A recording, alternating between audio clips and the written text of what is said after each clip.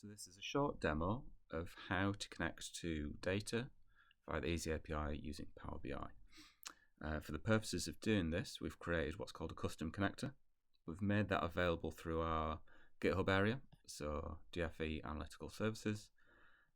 And on here you'll find a README with instructions on how to set up PowerBI to use custom connectors, how to install a custom connector, and then how to use our custom connector.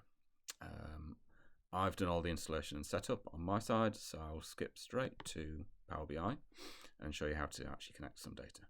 So this is just a blank report, fresh and new, and I'll click this link down here, get data from another source. So now because I've installed EES API, it'll appear in this list here. So I've searched on EES, and then this has popped up. So this is our custom connector. So I've double clicked that, and then it brings up this dialog box. So this is very simple. All it's asking for is a dataset ID, so it knows which dataset you want to connect to.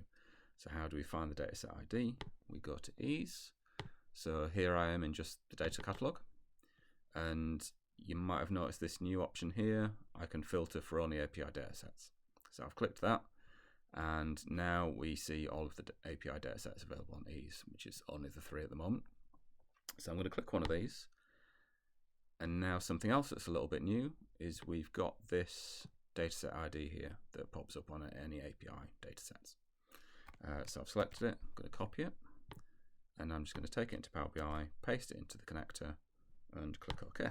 And that will go away, and it's going to find a preview of the data that I've just asked it to connect to. So there we go, it's gone and found a connection, and here's your preview. So it just shows an initial bit, just to give you a sense of what you're getting. But this should look familiar to everyone. This is kind of standard EES kind of columns in here. So all your mandatory columns, time, geography. And then it's got, this file has a couple of filters in and a couple of indicators here.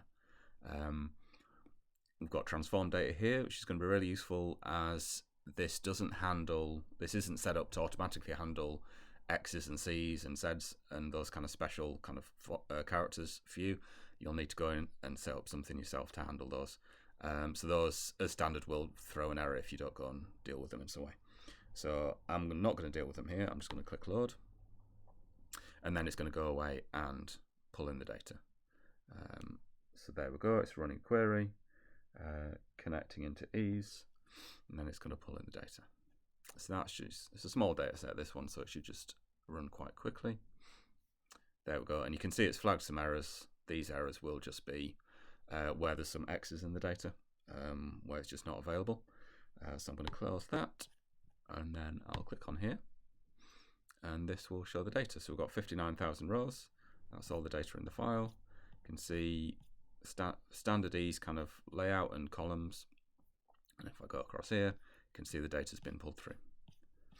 And that's it. That's how to get data through EES via the API.